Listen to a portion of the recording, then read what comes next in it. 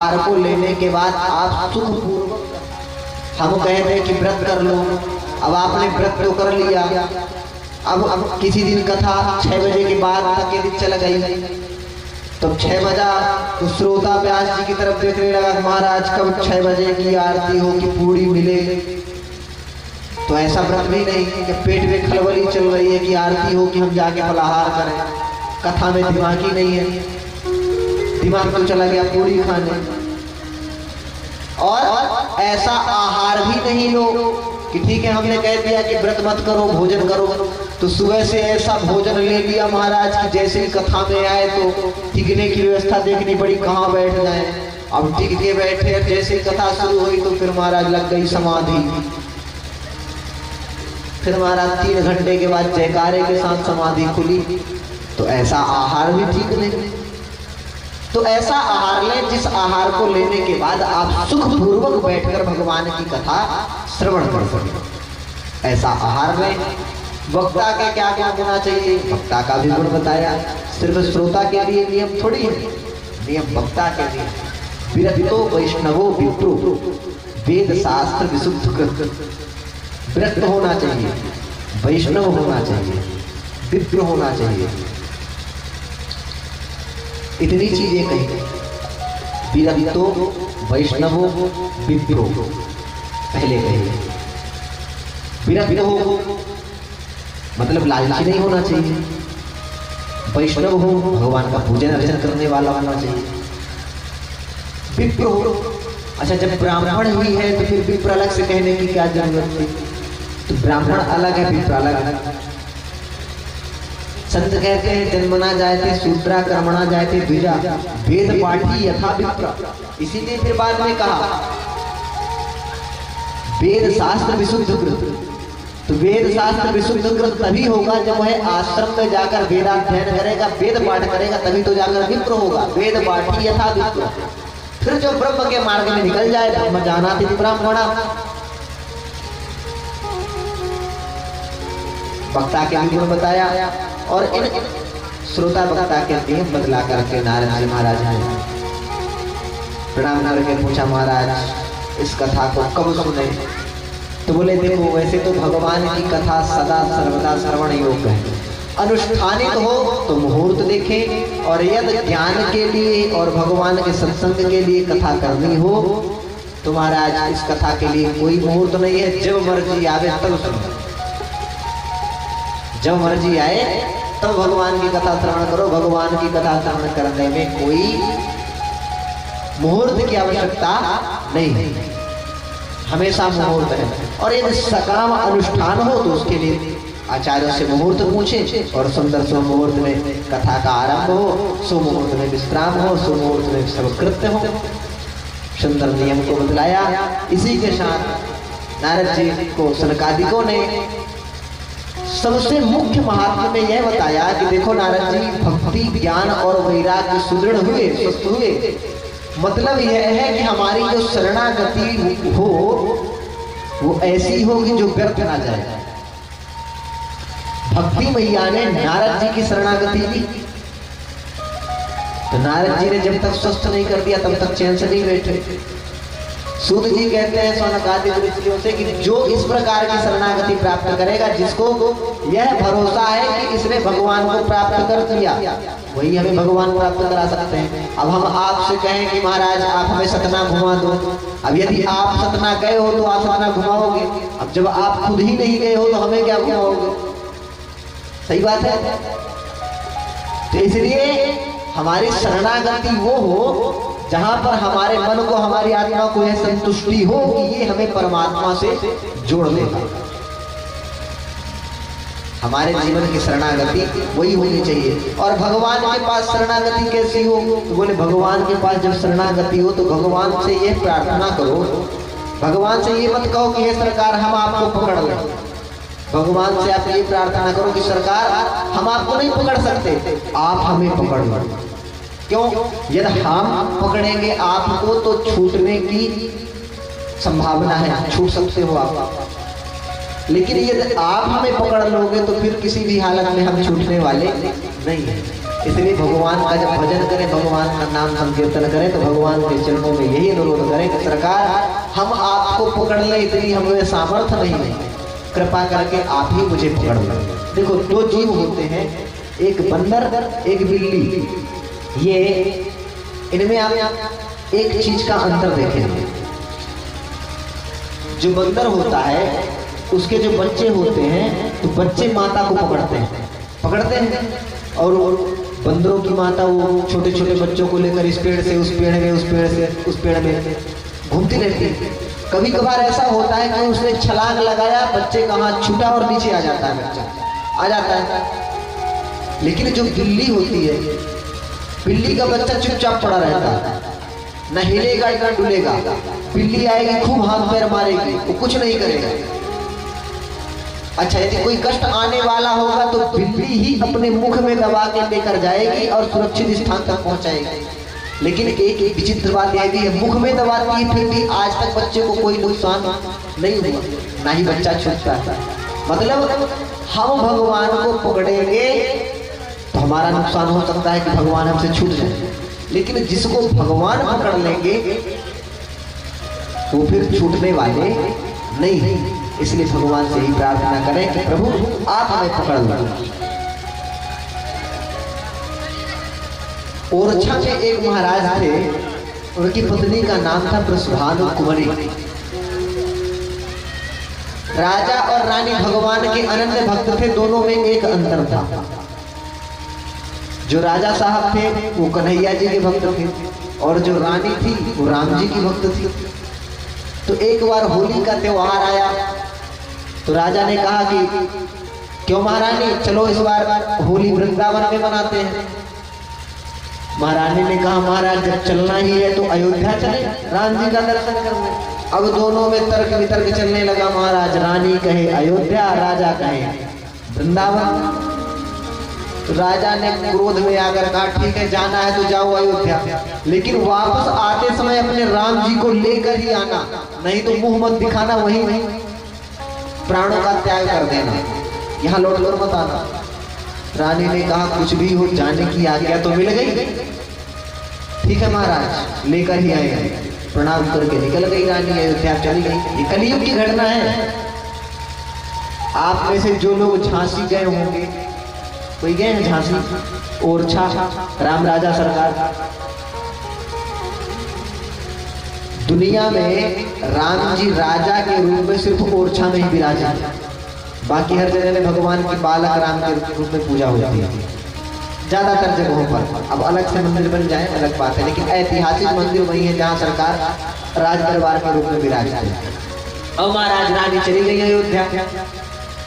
रानी अयोध्या गई, दर्शन किया मन पसंद। अब दूसरे दिन जब लौटना हुआ तो राजा की बात याद आई कि राम जी को लेकर आना, नहीं तो वहीं पर जाना, लौटना मत।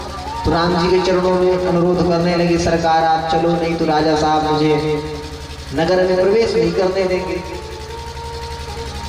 कुछ दिन बीत गए, जब राम जी ने नहीं सुनी तो रानी ने कहा कि जाकर के अपने इष्ट का अपमान कराऊं, इससे अच्छा है कि यही अपना देह त्याग कर दूं।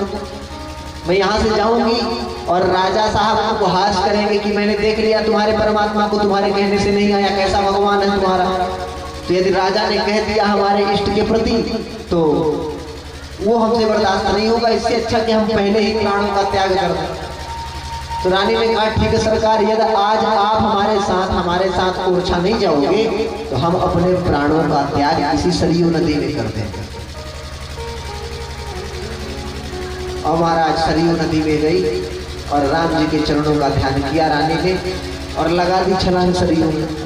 और ये प्रत्यक्ष घटना है, जैसे ही रानी ने छलांग लगाई, राम जी चतुर्भुज रूप धारण करके सरयू नदी के अंदर से वृषभानु कुंवरी को हाथ में लेकर बाहर निकले। हाथ में लेकर बाहर निकले। वृषभानु कुंवरी ने कहा सरकार आपको हमारे साथ ओरछा चलना पड़ेगा। ठीक है चलो। राम जी चलती है तो वहां के संत महंत जो थे वो भगवान की शरण में, सरकार आप चले जाओगे तो हमारी दाल रोटी बंद हो जाएगी, अयोध्या की सारी महिमा खत्म हो जाएगी। तो देखो हमने तो इसको जाने के लिए कह दिया तो हम तो जाएंगे।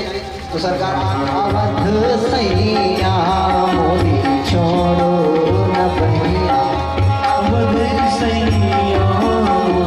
छोड़ो न बहिया, छोड़ो न बहिया मोरी, छोड़ो न बहिया, छोड़ो न बहिया मोरी, छोड़ो न बहिया, छोड़ो न बहिया मोरी, छोड़ो न बहिया, सिया के सैया मोरी छोड़ो न बहिया, सिया के सैया मोरी छोड़ो न बहिया।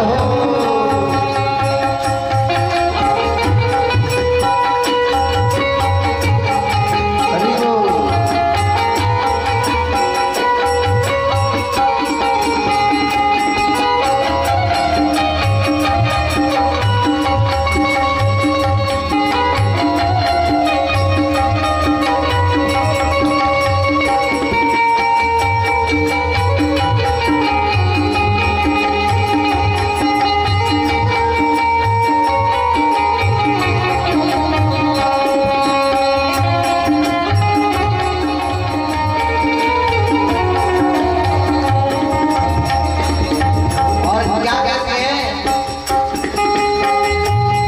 जानत सब अवगुण मेरो, तुम जानत सब अवगुण मेरो, तुम जानत प्रभु अवगुण मेरो, तुमसे नाथ छुपो नैया मोरी, छोड़ो न बहिया अवध सैया मोरी, छोड़ो न बहिया अवध सैया मोरी, छोड़ो न बहिया।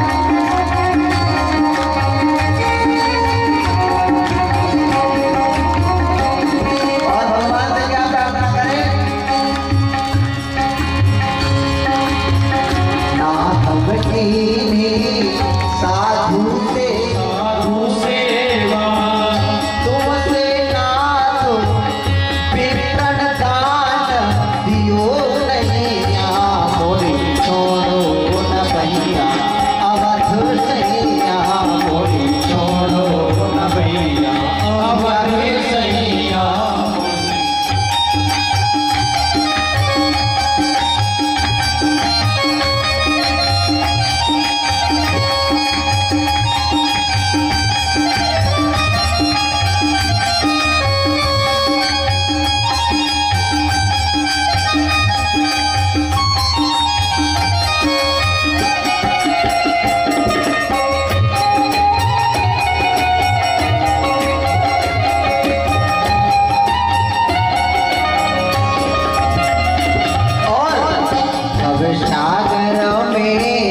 वही जात है भव सागर में, वही जात है भव सागर में, वही जात है भव सागर में, वही जात है।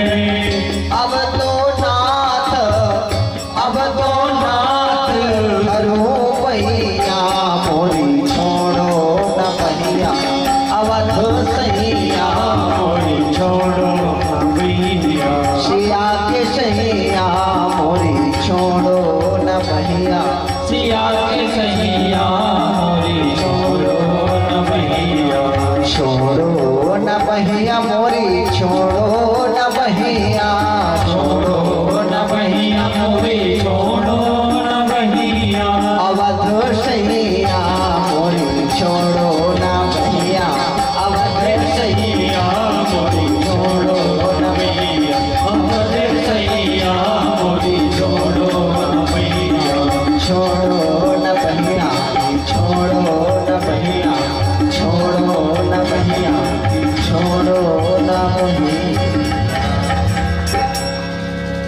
भगवत शरणागति में आ जाए, आप उसे बीच भव में छोड़ दो, ऐसा कभी नहीं हो सकता।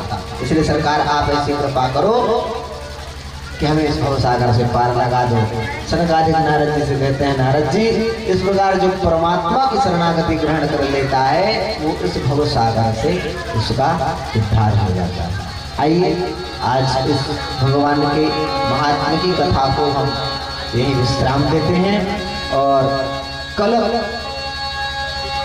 जैसा कि आप सबको विधि है आरती, पापियों को पाप से है तारती। श्री भागवत भगवान की है आरती, पापियों को पाप से है तारती। श्री भागवत भगवान की है आरती, पापियों को पाप से है तारती। श्री भागवत भगवान की है आरती, पापियों को पाप से है तारती।